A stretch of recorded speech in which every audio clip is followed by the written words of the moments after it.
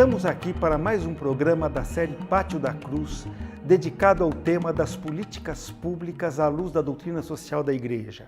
Uma parceria entre o Núcleo Fé e Cultura da PUC, a TV PUC, a Oficina Municipal e o jornal O São Paulo da nossa arquidiocese. Como vocês sabem, esses programas fazem parte de um ciclo de estudos online que vocês podem encontrar nas nossas páginas da internet, com todo o material das entrevistas, textos de apoio, tudo que nós falamos aqui e citamos, vocês encontram na nossa página, que nós esperamos que vocês venham a visitar. Nesse nosso programa de hoje, nós estaremos falando sobre o tema políticas públicas e ideologias, um tema que ficou particularmente quente nos debates nos últimos tempos. Para isso, nós temos aqui conosco o Gustavo, que é um grande amigo nosso, participa da Oficina Municipal, essa escola de cidadania e gestão pública que é nossa parceira aqui no projeto. Ele tem um doutorado em Ciências Políticas pela Universidade Católica da América, nos Estados Unidos, e atualmente é vice-diretor da Oficina Municipal. Somos gratos a você, Gustavo, por estar aqui conosco, por ter se disposto a participar desse diálogo. Como sempre nós gostamos de frisar no começo de todos os programas, gente, essa não é este não é um momento para nós dizermos como é que funcionam ou devem funcionar as políticas públicas no Brasil. É apenas um momento em que a gente faz um diálogo onde a doutrina social da Igreja entra como um critério de reflexão, de discernimento, para permitir um encontro, uma conversa entre todos aqueles que querem o bem comum.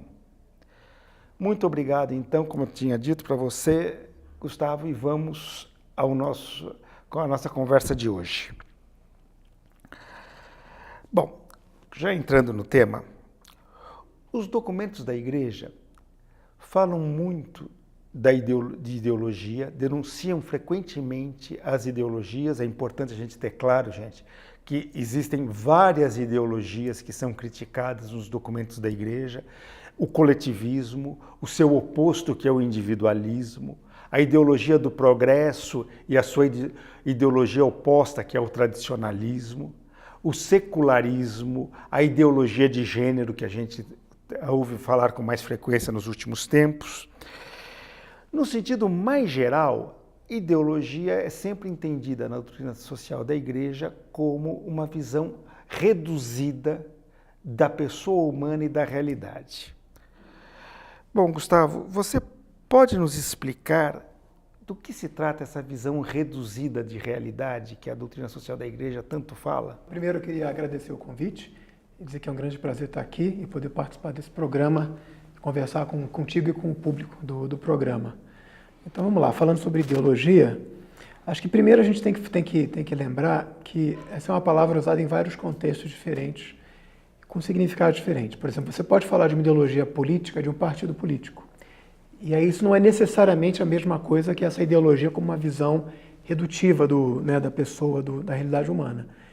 Então, às vezes falar de ideologia do partido X, é normal, são as ideias políticas, é a visão de mundo, os valores que o partido defende. Ok.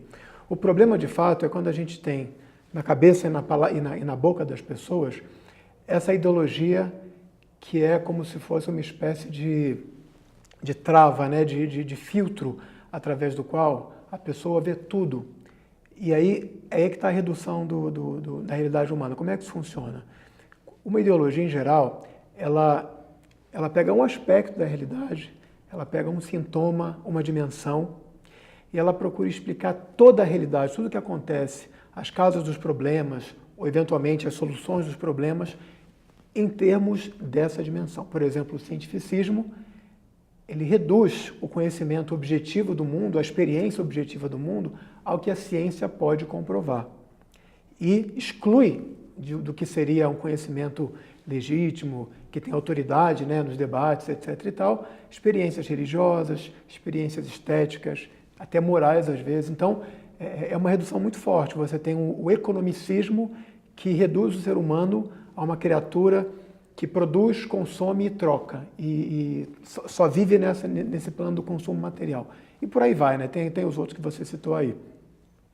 Alguns autores trabalham com essa visão de ideologia, dizendo que ela vem, no fundo, de uma dificuldade ou uma recusa em aceitar e experimentar os aspectos mais profundos da realidade humana, principalmente a transcendência e a espiritualidade, que é uma experiência de todas as sociedades, todas as civilizações, em todo o tempo, né, que o ser humano tem, mas parece que na modernidade você tem, por várias razões, um movimento de recusa dessa relação com o transcendente, uma espécie de um secularismo radical, né, uma recusa da religião, a transformação da religião no aspecto privado, e aí só que assim, quando você tira o fundamento principal sobre o qual a pessoa humana está erigida, né, que é o seu contato direto com a transcendência, aí você tem que começar a explicar as angústias, os sonhos, as expectativas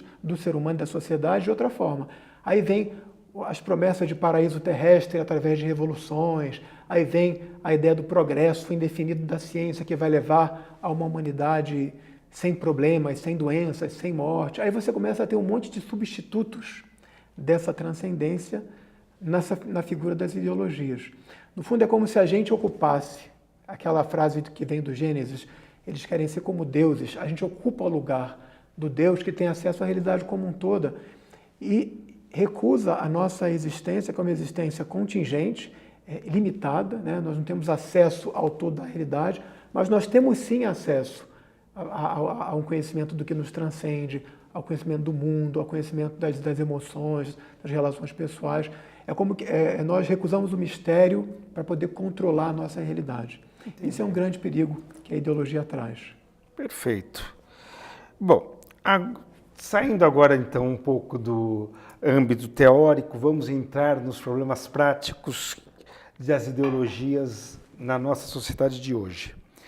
E aí, antes disso, é importante salientar que a oficina municipal na qual você trabalha tem um extenso trabalho de apoio a municípios que desejam melhorar a qualidade do seu sistema de ensino.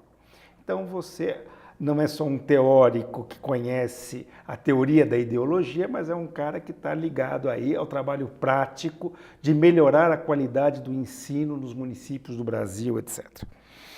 Bom, aí o que acontece? A gente tem, de um lado, pais temerosos da influência perniciosa de alguns professores sobre seus filhos.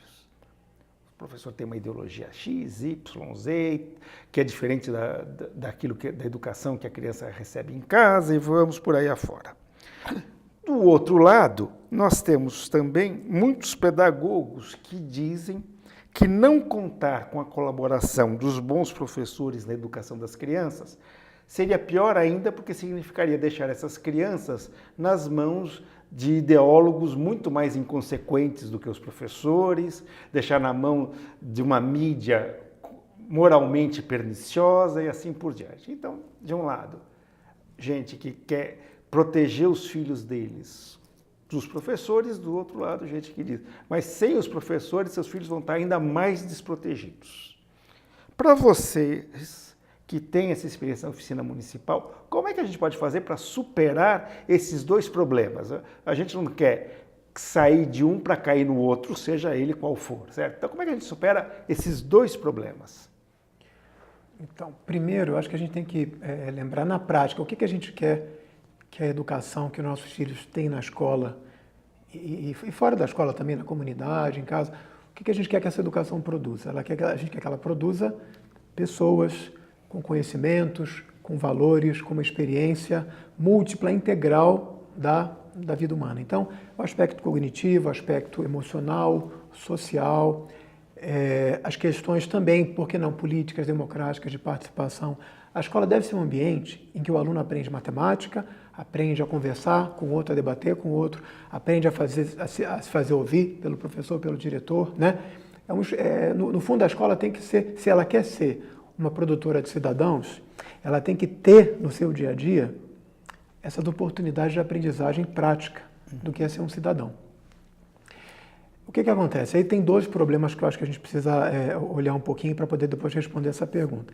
O primeiro problema é que a gente tem que reconhecer de fato que há no Brasil, e não só no Brasil, uma certa concentração, uma certa hegemonia na academia brasileira, nas universidades, centros de pesquisa, onde são formados os professores, os médicos, os advogados, enfim, os jornalistas, né?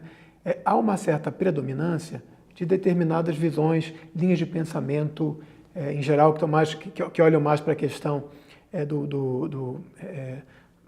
da dominação econômica, que tem linhas, por vezes, muito orientadas pelas visões, pelas teorias de Marx e os diversos marxismos que seguiram a Marx. Há uma certa predominância nessas instituições do que a gente pode chamar, então, de visões mais à esquerda do espectro político. E, na minha experiência, inclusive, como ao longo da minha formação aqui no Brasil, pouco conhecimento, pouco debate do que seriam as outras linhas que também devem ser conhecidas, o liberalismo, o conservadorismo. Então, me parece haver um certo desequilíbrio, e esse desequilíbrio ele tende a ser reproduzido entre os professores que vão dar aula de história, geografia, filosofia, sociologia, até, de repente, português, matemática. Então, essa preocupação dos pais, ela tem uma certa razão de ser, porque quando a gente acredita muito numa ideologia, como a gente falava antes, e essa ideologia explica tudo o que a gente vê, né, como problema, a gente tende a achar que essa é a verdade, a única verdade, e é claro que eu vou querer transmitir essa verdade, porque ao fazer isso eu estou fazendo um bem, na minha visão.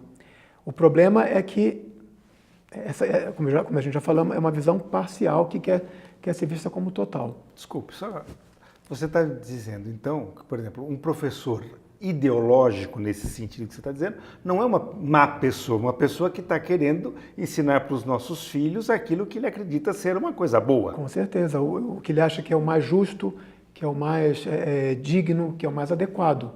Porque, em geral, se fala em justiça social, em combater a desigualdade, em combater a discriminação, todos objetivos muito bons. A questão é que você tem várias maneiras diferentes ou várias interpretações de como você vai chegar num fim que é bom, que é virtuoso. E não necessariamente a minha interpretação como professor de História e Geografia, que vem de uma tradição marxista, é a única possível, né? Então, por um lado, então, tem isso, tem essa questão de um certo desequilíbrio que tem que ser olhado, que eu acho que é a origem desses debates todos atualmente. E tem uma questão mais de fundo, que é o seguinte: em geral, pensa na escola pública, né? A escola pública, como um aparelho do Estado, ela não pode ser uma espécie de aparelho que vai impor uma visão de mundo única, uma visão moral e antropológica única. Porque o Estado não é a fonte primeira das visões de mundo, das interpretações, dos valores, né, enfim. Essas coisas vêm da sociedade, e os grupos sociais, as organizações, as famílias, as igrejas, enfim, os sindicatos, eles têm o direito de cada um ter a sua posição, desenvolver historicamente os seus valores, as suas crenças. E essas crenças têm que ter espaço na sociedade liberal, laica que a gente vive.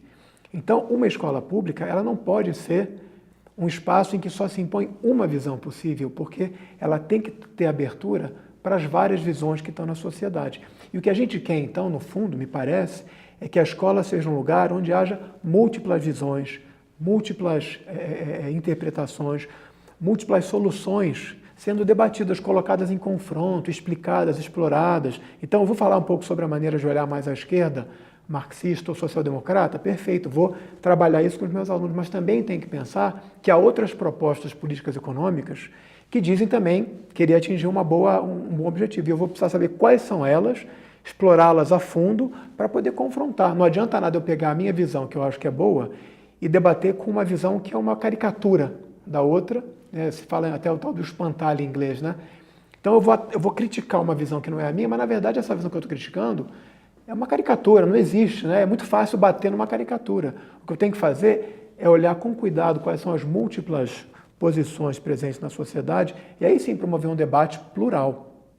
E as crianças vão sair dessa escola muito mais capazes, como a gente quer, de desenvolverem a sua própria posição, debaterem com quem é diferente, respeitarem quem é diferente, né? E não o que a gente às vezes vê acontecendo, que é uma espécie de demonização do outro.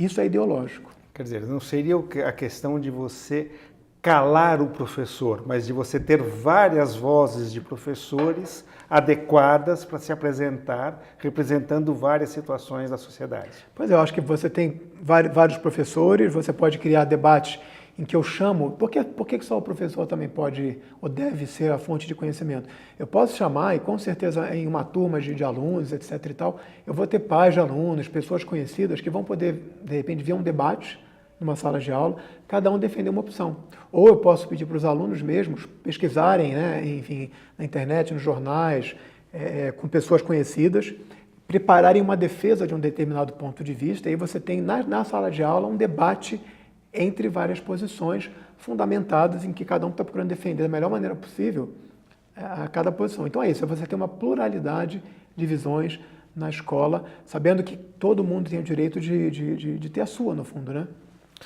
Bem, vamos pegar um outro ponto sensível no debate atual, que é a influência das organizações não governamentais, das ONGs, na formulação das políticas públicas.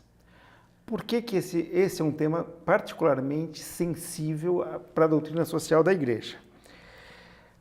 A doutrina social sempre defendeu a participação e o protagonismo da pessoa, da sociedade, dos grupos sociais, dentro da construção da sociedade, do Estado e assim por diante. Ora, então essas organizações não governamentais, de certa forma, são exatamente a expressão dessa participação que a Igreja quer ver na sociedade. Porém, parece que essas organizações frequentemente se tornam vítimas de armadilhas ideológicas, o que até certo ponto a gente até pode entender. Cada uma delas foi formada em torno de uma certa visão de mundo. Como é que a gente pode fazer para incentivar a existência dessas organizações, tê-las atuando junto com o Estado pelo bem comum, respeitar as posições dos seus membros sem cair no risco de uma ideologização das próprias políticas públicas? As políticas públicas, né, a gênese da política pública, ela é a política e o estabelecimento de uma agenda política no diálogo entre a sociedade e o Estado, né? Você tem vários atores presentes, participantes desse processo. Você tem os atores que são os representantes oficiais da população, aqueles que são eleitos em eleições livres, que têm um mandato, né, de decidir, aí sim, decidir, financiar, formular e aplicar e executar as políticas públicas, que são os políticos eleitos para cargos de governo majoritários ou para cargos legislativos. Mas você tem também, é claro, essa grande selva de organizações, grupos, pessoas, grupos de interesse, lobbies, empresas, sindicatos, que têm todo o direito e o dever também de contribuir com esse diálogo para as políticas públicas. E é lógico que eles vão ter cada um a sua posição, semelhante ao que a gente falava anteriormente, né? Um dos grandes documentos da doutrina social da Igreja, a encíclica Centésimos Anos, de João Paulo II, ele caracteriza as organizações não governamentais e a sociedade civil como um todo como a subjetividade da sociedade. Porque são nesses grupos sociais que a subjetividade, ou seja, a interioridade, os valores, aquilo que orienta, né, os determinados grupos, vai surgir. Nenhuma pessoa consegue sozinha descobrir os seus próprios valores, as suas aspirações, as suas interpretações do mundo. Isso sempre está num contexto social, seja na família, na igreja, na escola, no sindicato, etc., né? Então essas organizações são fundamentais e elas têm que ter a liberdade e têm que ter, digamos assim, a licença do Estado de fazerem esse trabalho. O que acontece muitas vezes é que o próprio Estado, ele de alguma forma procura influenciar e expandir, né, e inflar alguns grupos, algumas organizações por meio de convênios, subvenções, programas e não outras. Isso é um problema porque você acaba deixando uma parte do espectro político, social, mais fortalecida e a outra parte numa situação de inferioridade, né? Por outro lado, acho que a gente tem que pensar que as próprias organizações sociais têm que ser mais proativas no desenvolvimento e das suas visões de mundo, das suas interpretações e das suas ideias sobre as políticas públicas. Eu vou dar um exemplo aqui. Na minha opinião, e falando já da igreja, né, acho que as paróquias, as escolas católicas e as universidades poderiam estar fazendo muito mais do que... Pode ser que até algumas estejam fazendo um trabalho muito bom, mas eu tenho visto em alguns casos em que não há discussão suficiente de questões, por exemplo, como a ideologia de gênero, a questão da sexualidade, que é uma questão formativa fundamental da pessoa humana, que tem que estar na escola sim, porque tem que haver informação e debate sobre essa dimensão humana, mas não só na escola, né? As famílias, as igrejas também têm um papel fundamental na educação sexual dos filhos, nos valores, nas crenças que as famílias têm e guardam. E o que eu tenho visto é que há um certo receio, há uma certa hesitação em entrar nesse tema e trazer esse tema para ser discutido abertamente, com base, inclusive no caso da Igreja Católica, com base no ensinamento social da Igreja, com base no ensinamento moral da Igreja, não de maneira fechada, de maneira tradicionalista, entre aspas, mas de maneira aberta, de maneira positiva, de maneira propositiva, né? Porque quando se de fato as organizações sociais se omitem, seja por medo, seja por falta de capacidade, seja pelo que for, vai ser criado um buraco em que o Estado vai entrar e as outras organizações também vão entrar para trazer as suas contribuições. Então a impressão que eu tenho é que você tem que dar liberdade e fomentar, né, que as várias organizações e grupos se manifestem e ao mesmo tempo essas organizações têm que se colocar, sejam sindicatos, e aí para qualquer assunto, né? Saúde, saneamento, educação, sexualidade, enfim, qualquer coisa você... É isso, o Estado, mesmo os representantes eleitos, precisam do input das organizações sociais e dos grupos para fazer o seu trabalho.